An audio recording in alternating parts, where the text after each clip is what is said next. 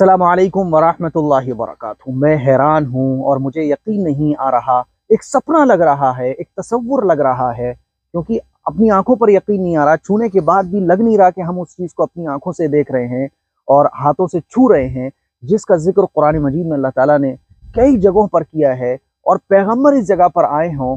और ये बाबरकत जगह जिसको हम बचपन से सुना करते थे उलमा इकराम की ज़बानी, आज उसी जगह पर हम और मुफ्ती साहब खड़े हैं और हमें यकीन नहीं आ रहा। यकीनन ये अल्लाह का बहुत बड़ा इनाम है। हम हैं उस जगह पर जिसको माए मदियन कहा जाता है।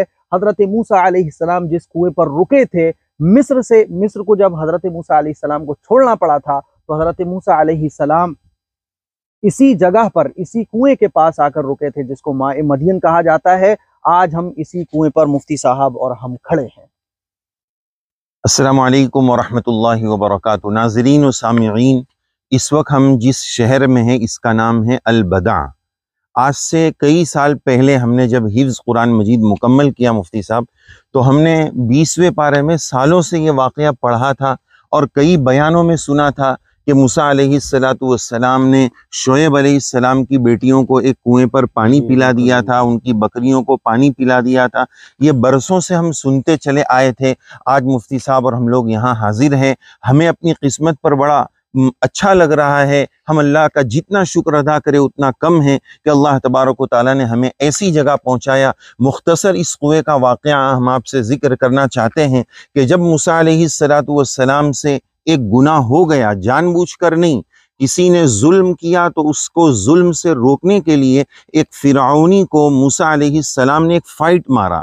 हुआ ये कि फवकज़हु मूसा फ़क़ज़ा अलैहि, मारा मूसा ने घूंसा, निकाल दिया उसका भूसा, वो उसी जगह टें हो गया और उसी जगह मर गया। मूसा अलैहिस्सलाम ने एतराफ़ जुर्म कर लिया, फ़अलतुहा इज़ा व अना मिनज़्ज़ालिमीन। फिर उसके बाद ये हुआ कि मूसा अलैहिस्सलाम के लिए कत्ल की सज़ा का वारंट जारी हुआ। तो एक बंदे ने मूसा अलैहिस्सलाम को इत्तला दी कि आप जल्दी से यहाँ से निकल जाओ, आपकी कत्ल की और आपकी सज़ा की तैयारियां चल रही है। तो बहरहाल मूसा अलैहिस्सलाम मिस्र से निकलकर इसी तरफ सफ़र के लिए रवाना थे जिस तरफ इस वक्त हम यहाँ मौजूद हैं। जब यहाँ पहुँचे तो देखा कि लोग इसी कुएं से, मुफ्ती साहब हमें कुआं देखा कि लोग इसी कुएं से पानी निकाल रहे हैं, अपने जानवरों को पिला रहे हैं। लेकिन साथ में ये भी देखा कि दो लड़कियां अलग से साइड में खड़ी हैं और वो दूर खड़ी है।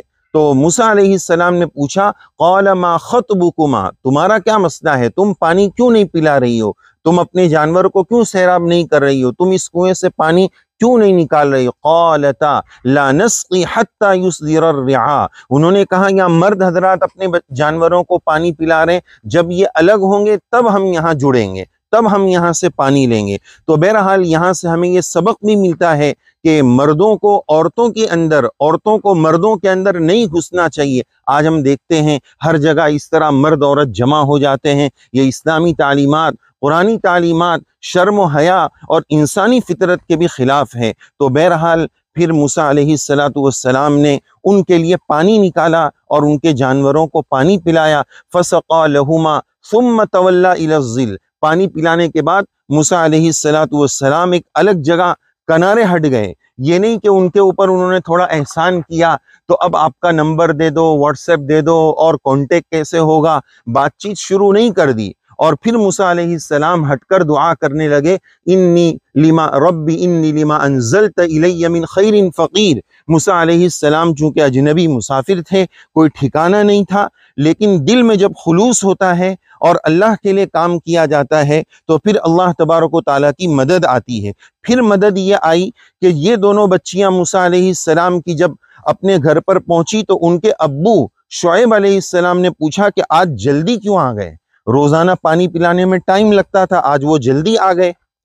तो उन्होंने कहा कि इस तरह के एक नौजवान ने हमारा काम आसान कर दिया, हमारी बकरियों को, हमारे जानवरों को पानी पिला दिया। तो बहरहाल फिर उन्होंने कहा कि जाइए बुला कर लाइए, उस शख्स को बुला कर लाइए, हम उनकी उजरत देंगे।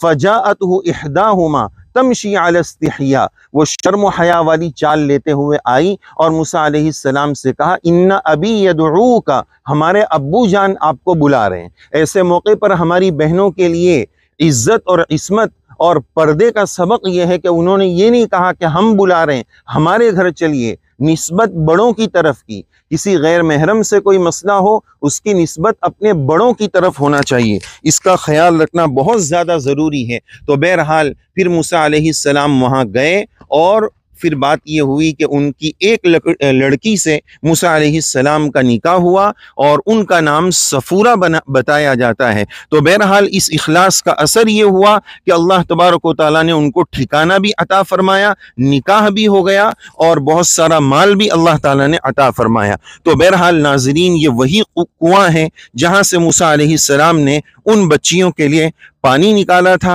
اور شعیب علیہ السلام کے گھر کا پانی کا مسئلہ حل کیا تھا۔ ظاہر ہے کہ شعیب علیہ السلام کے یہاں کوئی لڑکا، گھر میں کوئی جوان مرد نہیں تھا، ابونا شیخ کبیر، ان کے والد بڑی عمر والے تھے۔ تو بہرحال ناظرین، یہ وہی جگہ ہے، دیکھیے کتنا پیارا کنواں ہے، نیچے سیڑھی بھی بنی ہوئی ہے اور ماشاءاللہ بہت گہرا کنواں ہے۔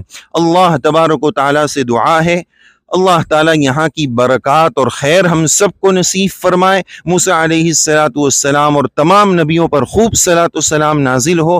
تو ماشاءاللہ ناظرین، ہمارے لیے دعا کریں، ہم بھی آپ کے لیے دعا کرتے ہیں۔ تو یہ وہ کنواں ہے جو ہم نے آپ لوگوں کو دکھایا۔